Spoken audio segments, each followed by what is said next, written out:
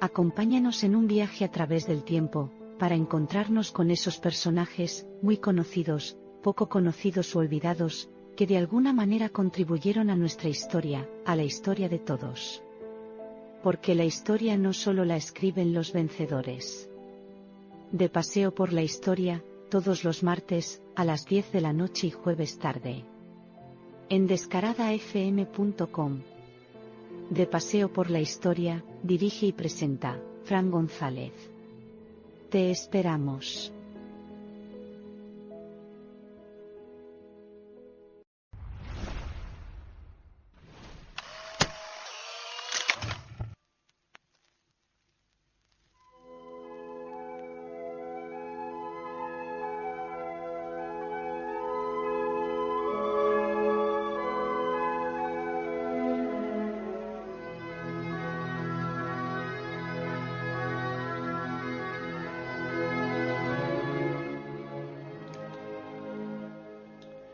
Buenas noches y bienvenidos a De Paseo por la Historia. Gracias por escucharnos. Me gustaría haceros una pregunta. ¿Cuántas veces no habremos escuchado frases semejantes a nadie es profeta en su tierra, nació en la época equivocada, fue un adelantado a su tiempo? Son frases que normalmente aplicamos a personas que son conocidas, personas famosas, pero estoy seguro de que muchos de nosotros también nos hemos visto representados en alguna de ellas. ¿Cuántas veces no habremos soñado con nacer en otra época, en una época pasada, en una época futura? ¿En qué época te hubiera gustado nacer a ti? Todos, seguro, tenemos una época predilecta, una época que a lo mejor fue la Edad Media, el Romanticismo, pero también a muchos nos gustaría saber cuál es el futuro y de alguna manera nos gustaría vivir en ese futuro. Decía Haruki Murakami que cualquier cosa que un hombre puede imaginar, otro hombre la podrá hacer realidad. Esto es algo que nos podemos ver en el personaje que traemos hoy a De Paseo por la Historia. Es alguien que se ha dicho que fue un adelantado en su tiempo, que nació en la época equivocada, que sobre todo no fue para nada un profeta en su tierra, y que además todo aquello que él imaginó, todo aquello que él soñó, se hizo realidad.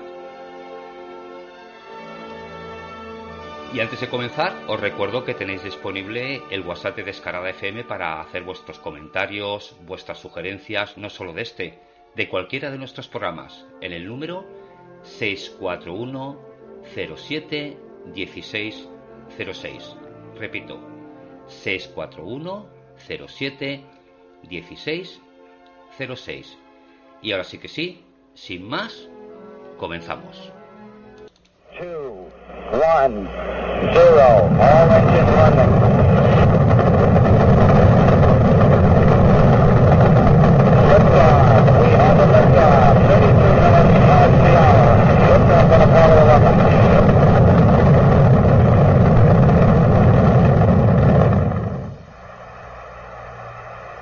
Down 2.5, picking up some dust.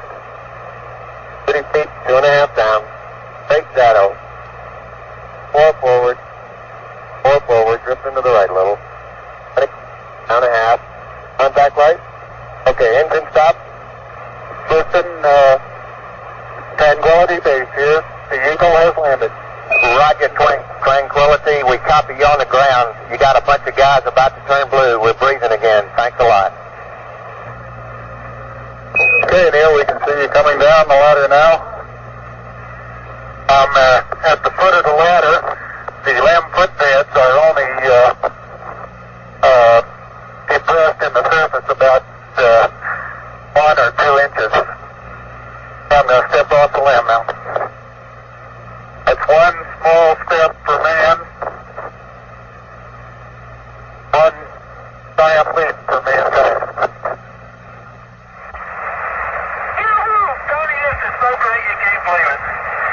I believe it, Charlie. It's raining, John. Okay, let's go, would you, Charlie? You got all your steering and get straight. Oh, this is going to be some kind of different ride.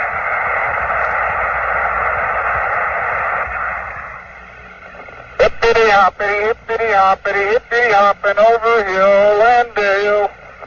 Da da da da da da da da da da da da. Hippity hopping along. One ignition. Burn away, Houston. Vector good. We're burning flight. That's right. Looks good, flight. Observation flight. Roger. Descending. Stand by for splashdown.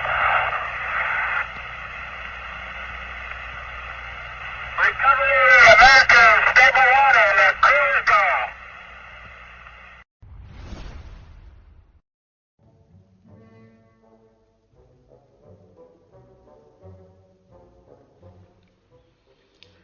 Mirad, lo que acabamos de escuchar es un pequeño resumen de lo que fue la expedición del Apolo que logró pisar el suelo lunar. Pero no vamos a hablar ni de la Luna, ni del Apolo, ni de Neil Armstrong, que hemos escuchado la voz en el audio que pronunció aquella famosa frase de un pequeño paso para el hombre, un gran paso para la humanidad. No vamos a hablar de nada de eso, porque quizás eso igual lo hablaríamos en algún día en Entre Dimensiones. Pero sí que vamos a hablar de una persona que posiblemente aportó y fue indispensable para que esto se produjera. Y esa persona fue un español. España ha sido cuna de inventores.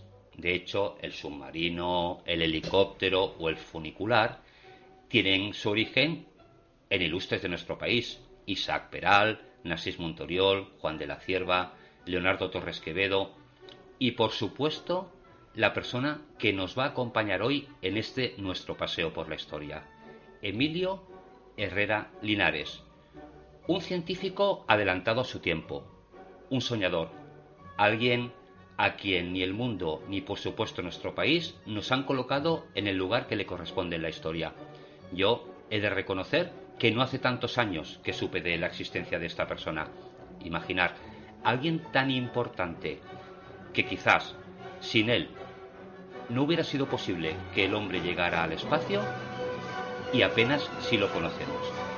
Me gustaría, a modo de presentación, escuchar un audio de un programa de televisión española que se llamaba Conciencia y que hacen una breve presentación de ese personaje. Escuchemos.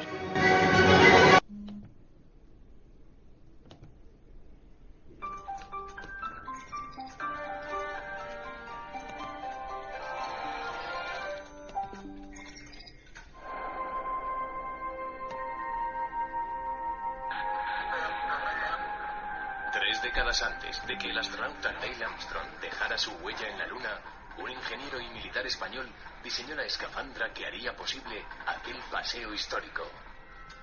Emilio Herrera Linares, un granadino que rozó la Luna.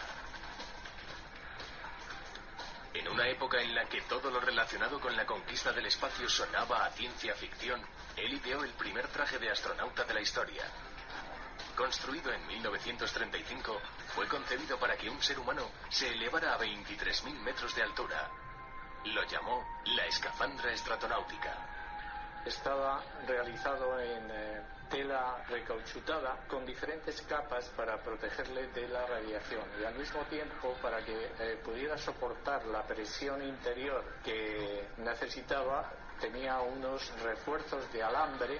También estaba pensado para que las articulaciones pudieran perfectamente moverse. Era un traje flexible. Antecedente del traje que Felix Baumgartner vestiría en 2012 en su salto desde la estratosfera. El diseño de Herrera formaba parte de un proyecto para estudiar las capas altas de la atmósfera. Con ese objetivo, diseñó un globo aerostático de 26.500 metros cúbicos.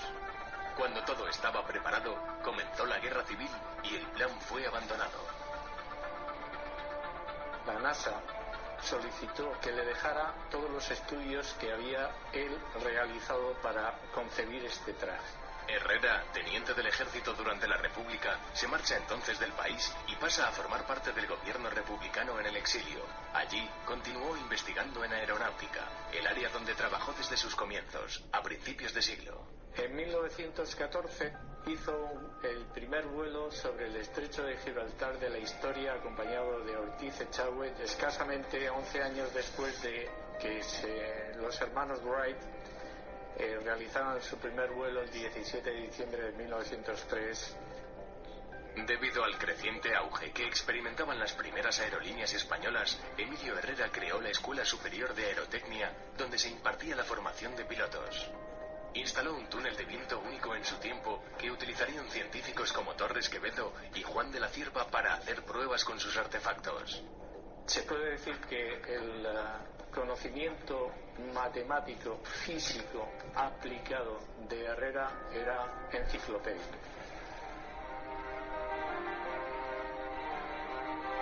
Y es una pena que realmente él no pudiera conocer el final de la carrera espacial con el primer aterrizaje de los americanos en la Luna, Neil Armstrong. De su propia voz le podemos oír que esto había sido posible gracias al traje que un ingeniero español había desarrollado, con el cual se había dado el primer paso fuera del espacio exterior.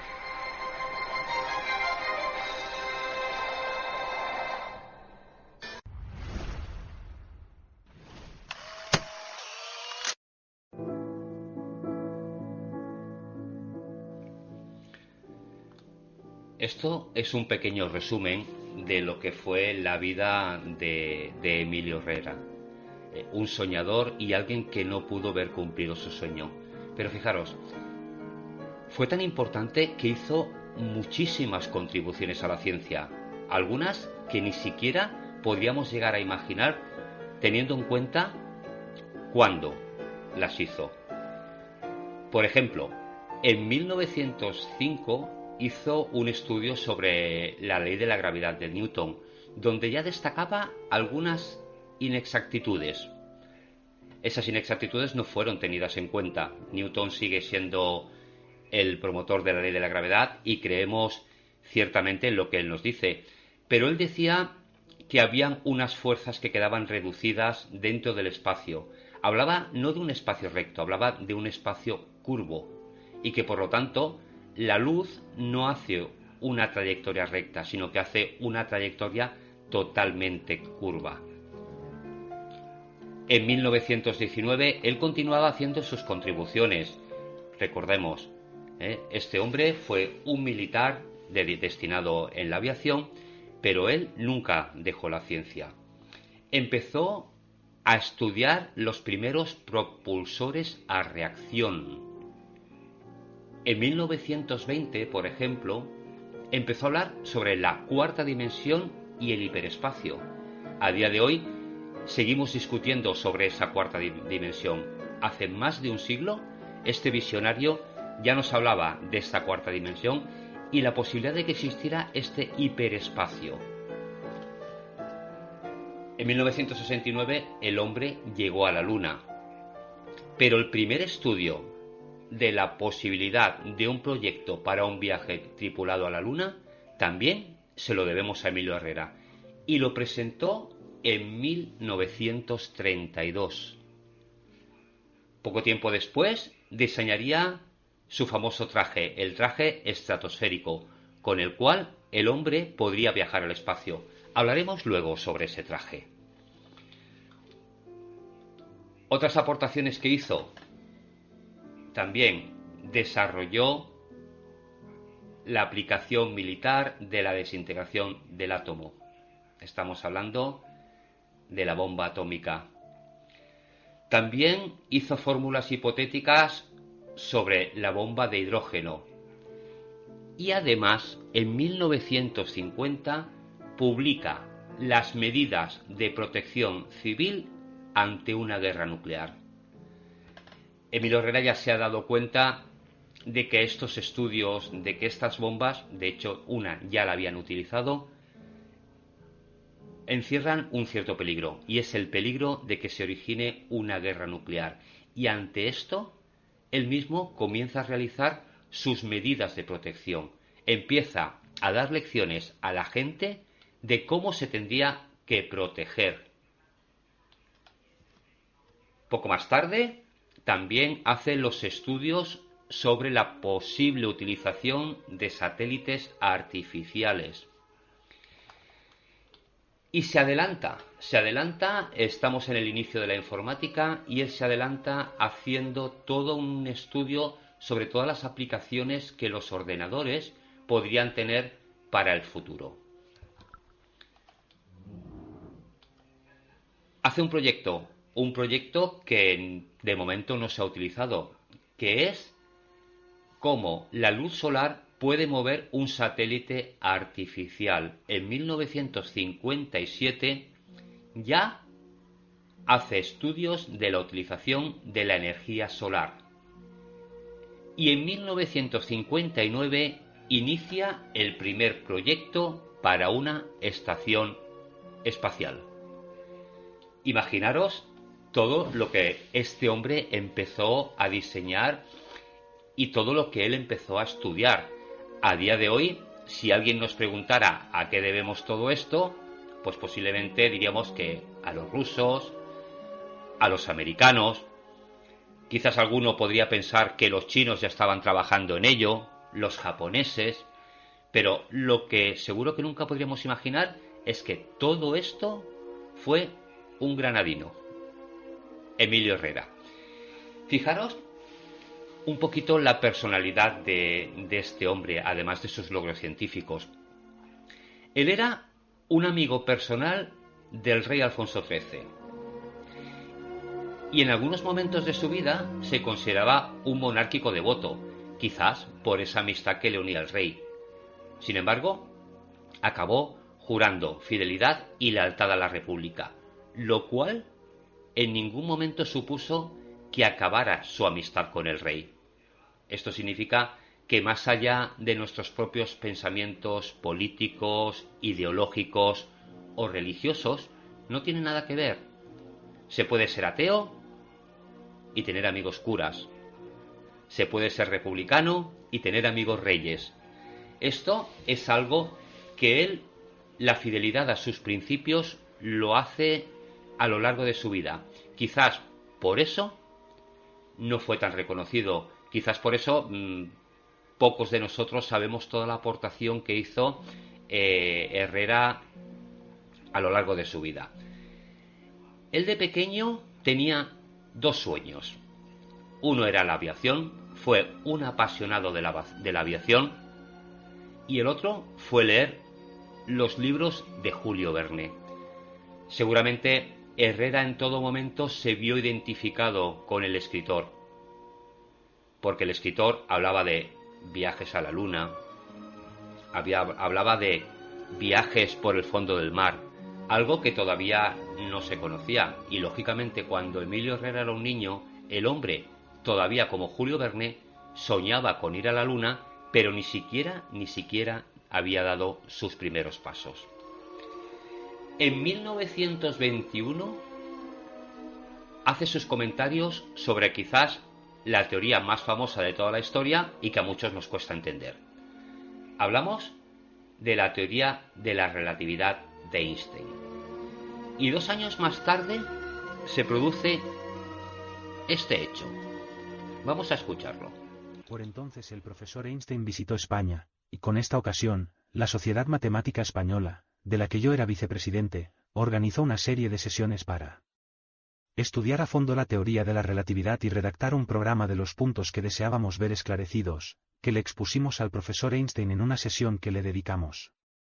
El profesor nos explicó claramente todos los conceptos que nos habían aparecido dudosos, diciendo que aquella sesión era la que más le había agradado de todas las conferencias que iba dando por Europa.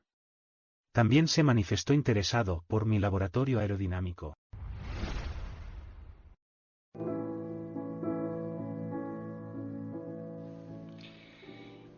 Y esto sucedería en 1923. En 1923, Einstein realiza un viaje a España. Emilio Herrera le invita a la sociedad matemática a la que él dirigía y tienen un encuentro. Un encuentro, posiblemente Einstein ya conocía a Herrera, porque él había hecho comentarios sobre la teoría de la relatividad. Y es allí donde ellos empiezan a hablar de esa teoría, Hay que decir que Einstein se convierte a partir de entonces en uno de los mejores amigos de Herrera. Estuvieron en contacto toda la vida, intercambiando ideas, intercambiando conceptos, discutiendo sobre la teoría de la relatividad. Herrera tenía algunas discrepancias con el científico, con Einstein. Estamos hablando de alguien bastante importante, ¿verdad? Aunque no lo conociéramos. Hola, buenas noches. Bienvenidos nuevamente a De Paseo por la Historia. Hemos tenido una incidencia técnica, os ruego que me perdonéis. Es lo que tiene el directo. Estábamos hablando de esta persona, de Emilio Herrera, que fue amigo personal del rey Alfonso XIII y que se declaraba un monárquico devoto. Finalmente acabó jurando fidelidad y lealtad a la República. Y esta es otra de las cosas que nos enseña este personaje. Que se puede pensar de una manera y eso no quiere decir que nos enemistemos contra el mundo. Podemos ser perfectamente republicanos y tener amigos monárquicos. Podemos ser ateos y tener amigos que formen parte del sacerdocio católico o de cualquiera otra religión. Esto es algo, la personalidad de Emilio Herrera, que también nos tiene que ayudar.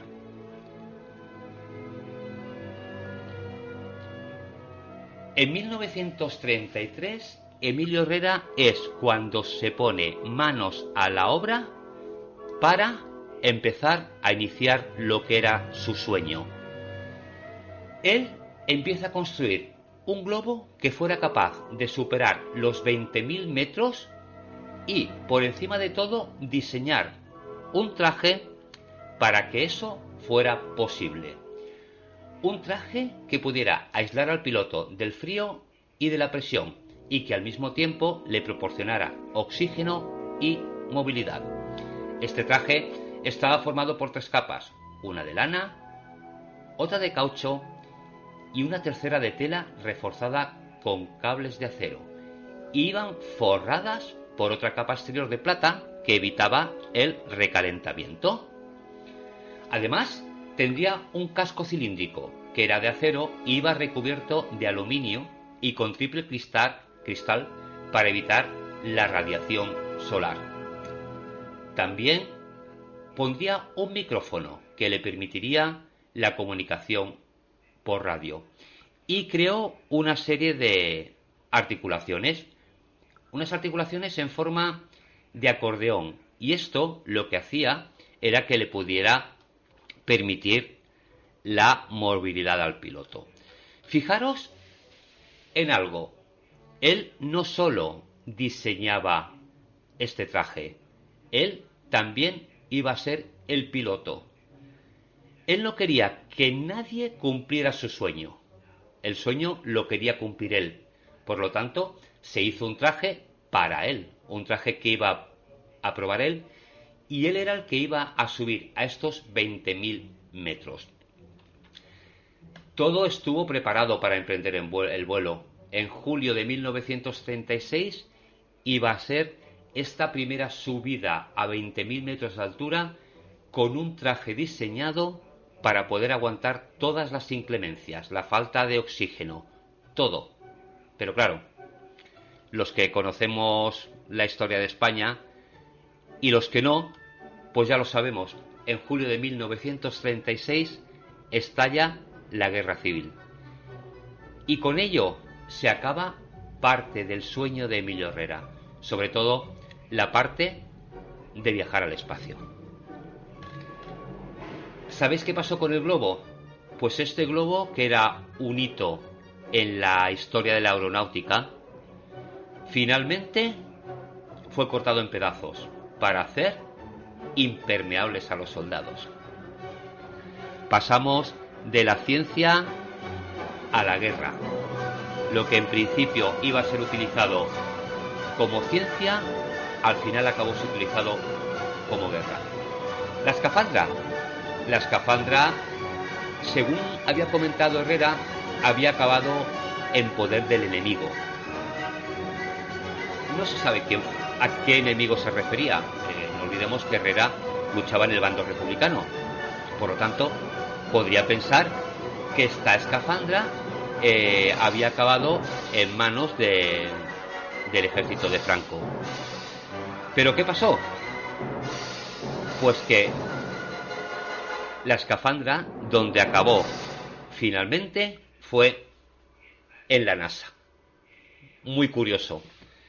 La vendió alguien de algún gobierno, hubo algún tipo de espionaje que fue el que robó esta escafandra, pues no lo sabemos. Lo que sí que sabemos es que acabó en la NASA, y de ahí pues se hizo la escafandra que llevan actualmente los astronautas. Fue el prototipo, tanto para unos como para otros. Él también hace alusión a otro elemento, un elemento muy peculiar. Para añadirle a este traje de astronauta, él creó una capa que decían que era de tisú de plata, para ponérsela si sentía calor excesivo por efecto de la luz del sol, ya que con la capa esta luz sería reflejada. No sabemos si realmente esta capa iba a tener este efecto de si sentía el calor excesivo, pues quitarle este calor, algo que Emilio Herrera pues posiblemente desconocía en aquel momento. Es que realmente a medida que subimos no tenemos calor, sino tenemos frío. Pero bueno, él posiblemente pensaba que al ascender, igual que pasó con Ícaro, los rayos del sol le darían más fuerte, y lo que él tendría en realidad sería calor. Lamentablemente conservamos muchos documentos de Emilio Herrera, pero muchos otros, muchos objetos, algunas fotografías, muchos bocetos, pues lamentablemente desaparecen. Algunos aparecen en otros países, ¿vale? Pero todo y que ahora si empezamos a recordar a esta persona y a ponerle en el lugar de la historia que él realmente merece, pues muchas cosas desaparecieron. Fijaros la importancia que tuvo este hombre a nivel internacional, que se cuenta que él llegó a los mandos de un Zeppelin, un dirigible, llegó a Nueva York y allí fue recibido como un héroe.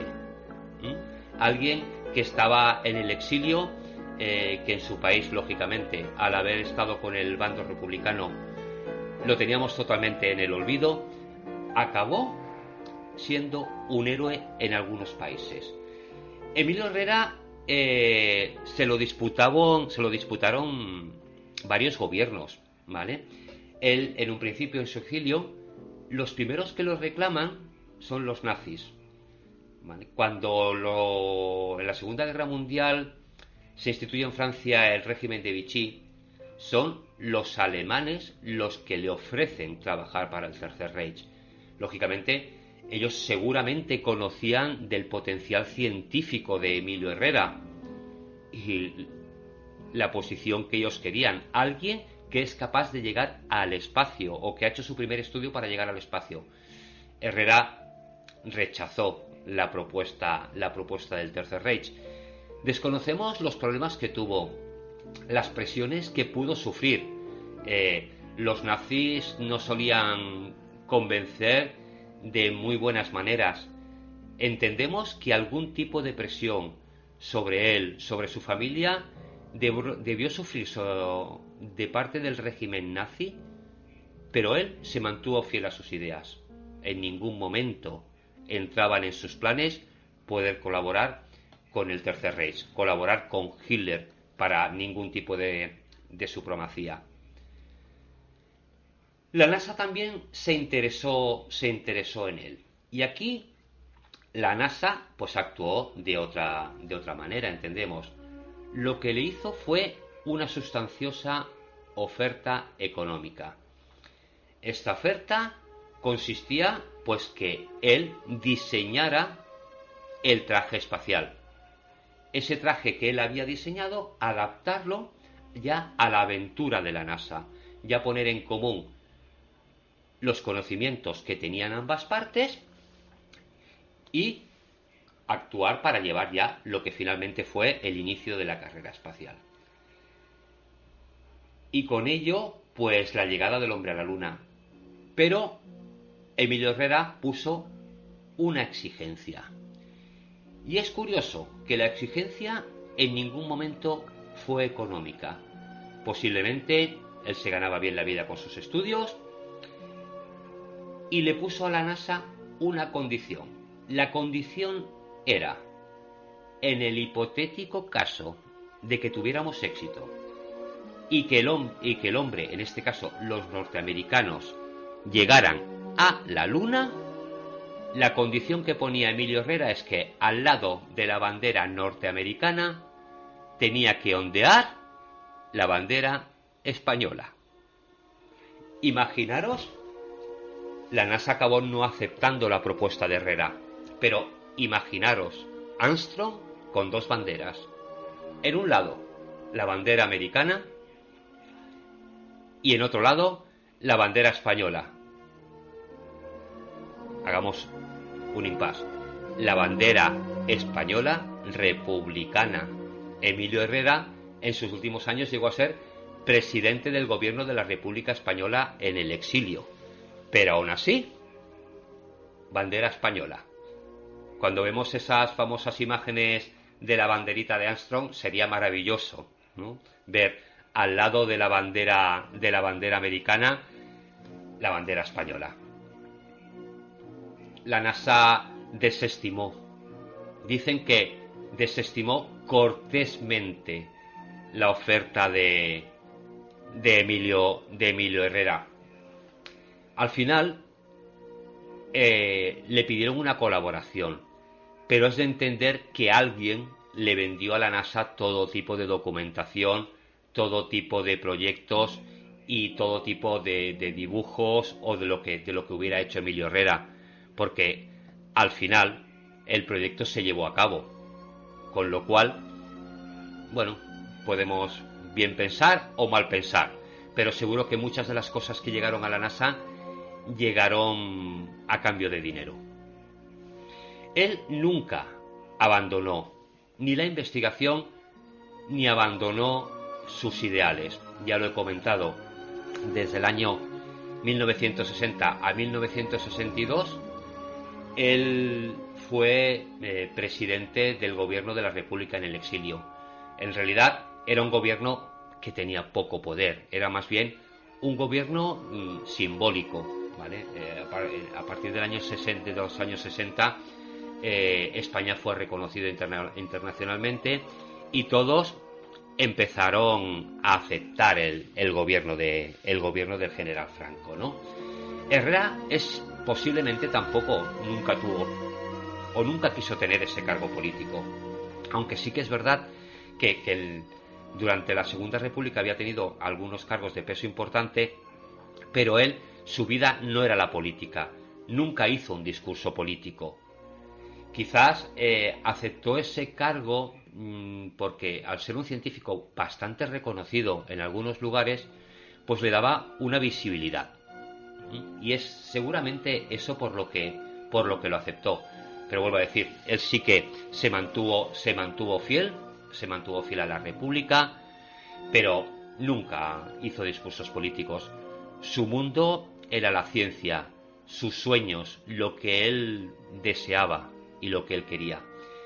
Herrera al final muere en Ginebra en 1967 y fijaros, no es hasta el año 1993, 26 años después, cuando sus restos regresan a España y son enterrados en Granada.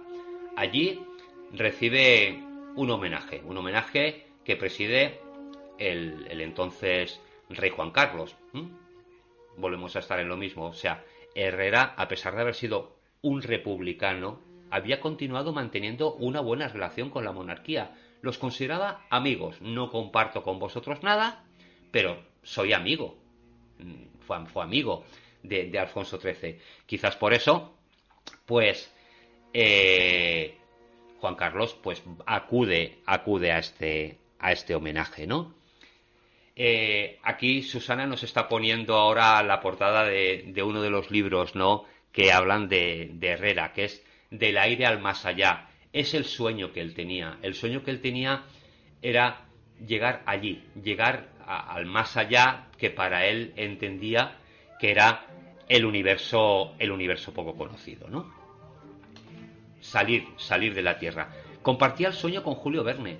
Al final no sabemos la influencia que el escritor francés pudo tener, pero sí que está claro que Herrera ya soñó con la Luna, soñó con un viaje a la Luna. Lo hemos hablado antes. Su primer proyecto para iniciar un viaje tripulado a la Luna lo inicia en 1932, prácticamente 30 años antes de que el mundo empezara a conocer a la NASA y empezara a saber de que era posible viajar al espacio. Herrera ya lo soñó.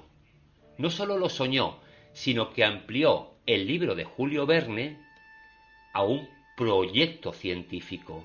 Lo que había sido en principio un sueño o una visión, quién sabe, de un escritor, él lo convierte en un proyecto y lo convierte en ciencia. Esto es algo muy importante. Hablábamos de la frase que dice que lo que unos sueñan, otros lo pueden hacer realidad. Pues fijaros, en este caso, Emilio Herrera lo que quiso es hacer realidad el sueño de Julio Verne.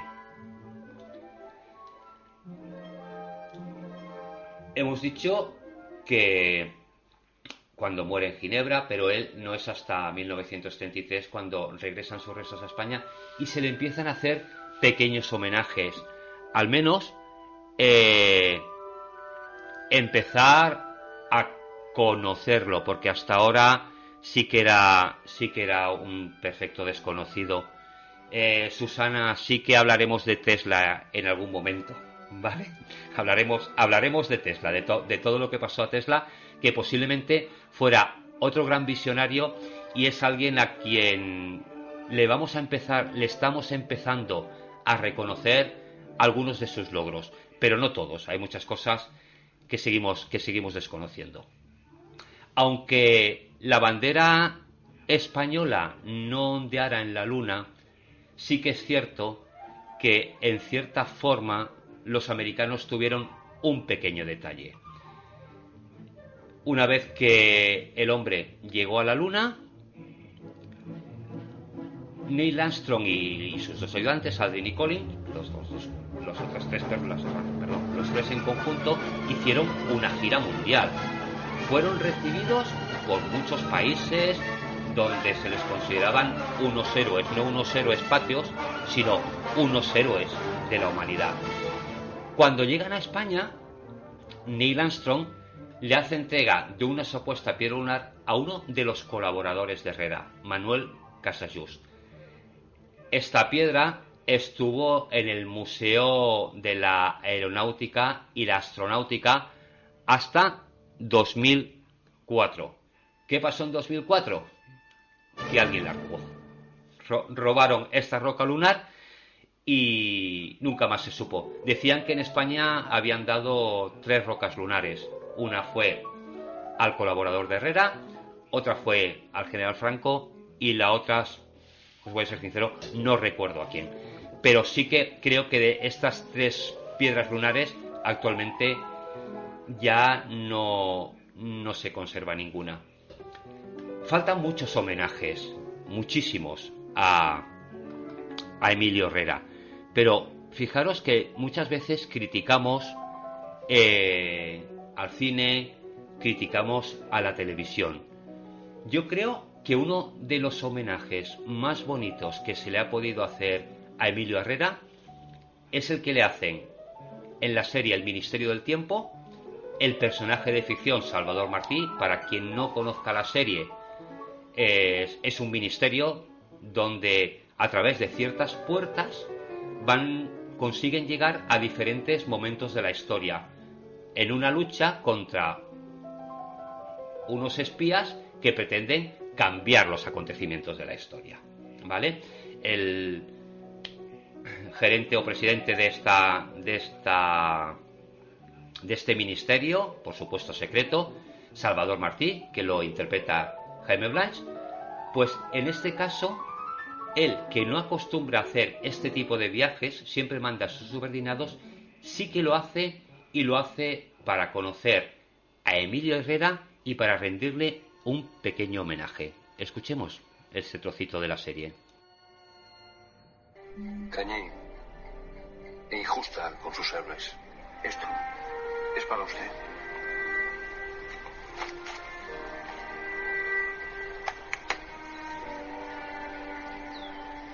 ¿Qué es? Una roca lunar. De verdad.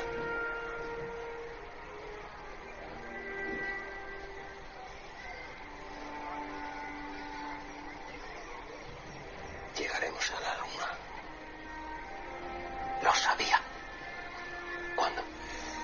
En 1969. Con una escafandra que es una evolución de la suya. El astronauta que pisó la luna por primera vez la llevó unos años más tarde a Madrid como homenaje a usted. Yo no estaré. ¿Resuelve esto todas sus dudas? Sí, señor. Al fin todo tiene sentido. A un ángel de la guarda se le puede abrazar.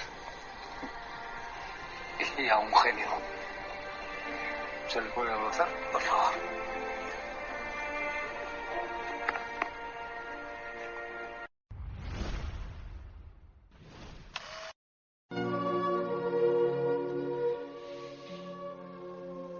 Evidentemente estamos hablando de una serie de ficción. No fueron los del Ministerio del Tiempo los que robaron la roca, la piedra lunar, para dárselo a Herrera.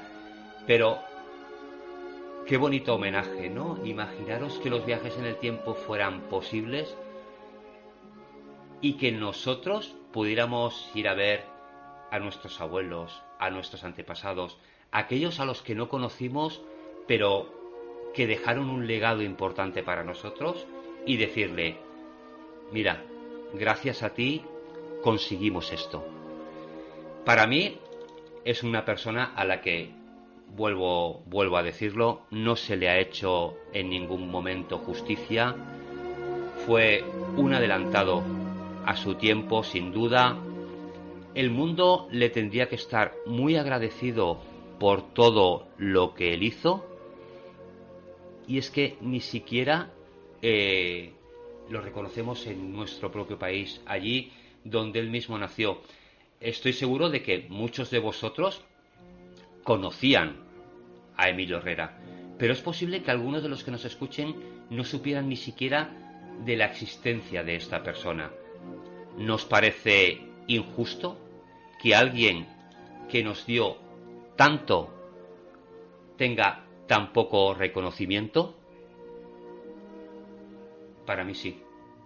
Para mí es algo totalmente injusto, porque es el mundo el que le debe agradecer a Emilio Herrera, no solo nosotros, no solo tener ese orgullo patrio de decir sí, era español, era granadino.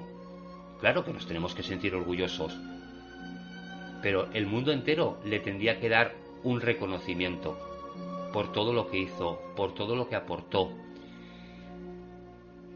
Y si en algo se pudo equivocar, ya hemos dicho que posiblemente sentó la base para la bomba atómica, posiblemente sentó la base para la bomba de hidrógeno.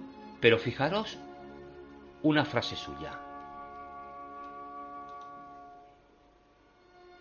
todos debemos desear el progreso científico de la humanidad, pero sin dejar atrás su progreso moral. Si no, la existencia del género humano corre gran peligro. Aquí escuchas solo música bien. Por entonces el profesor Einstein visitó España, y con esta ocasión, la Sociedad Matemática Española, de la que yo era vicepresidente. Hoy estamos teniendo algunos problemitas técnicos, ¿vale?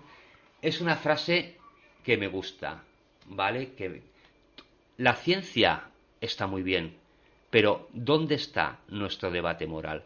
Si la ciencia tiene que estar por encima de nuestra moralidad, posiblemente no valga la pena. Esto lo dice alguien que sentó unas bases para una serie de bombas, pero que posiblemente se dio cuenta de que el hombre la hubo a utilizar para mal. Efectivamente, él ya conoció la bomba atómica, supo todo lo que la bomba atómica originó, y por eso a los científicos les dejó esta frase: los avances de la ciencia están muy bien, pero nunca perdamos de vista la moral. ¿Hasta qué punto lo que nosotros somos capaces de crear va a destruir nuestros ideales? Aquello en lo que pensamos, aquello que nos puede ayudar. Esto es algo que tendrían que aprender quizás muchos científicos. Realmente los avances de la ciencia son muy necesarios, pero ¿hasta dónde puede llegar la ciencia? ¿Hasta dónde va a llegar? Él mismo también hizo un estudio sobre la aplicación de la informática. No llegó a la inteligencia artificial. Quizás ni siquiera se la planteó o ni siquiera pudo pensar que esto podría llegar en un futuro, afortunadamente. Espero que os haya gustado el programa. Os pido nuevamente disculpas por todos los fallos técnicos que hemos tenido en el día de hoy. Creo que al final se han subsanado. Os espero la semana que viene en un nuevo Te Paseo por la Historia, y sobre todo me quiero quedar en nuestro pequeño homenaje a este científico, a Emilio Herrera, ya que sin él el mundo posiblemente no sería tal como lo conocemos. Gracias y nos encontramos la próxima semana. Por entonces el profesor Einstein visitó España, y con esta ocasión... Acompáñanos en un viaje a través del tiempo, para encontrarnos con esos personajes, muy conocidos, poco conocidos o olvidados, que de alguna manera contribuyeron a nuestra historia, a la historia de todos. Porque la historia no solo la escriben los vencedores. De Paseo por la Historia, todos los martes, a las 10 de la noche y jueves tarde. En descaradafm.com. De Paseo por la Historia, dirige y presenta, Fran González. Te esperamos. Aquí escuchas solo música bien perrona. Bien perrona. Esta es la radio que activa tus sentidos. La radio que activa tus sentidos. Somos tu preferencia. Descarada FM. Porque desde que estás aquí No solo escuchas lo que te gusta. Quiero comerte yo todos los días. Me enamorabas con lo que decías. Descarada FM. En tu radio. La niña de mis ojos tiene una colección de corazones rotos, mi pedazo. Descarada FM. Una radio descaradamente buena.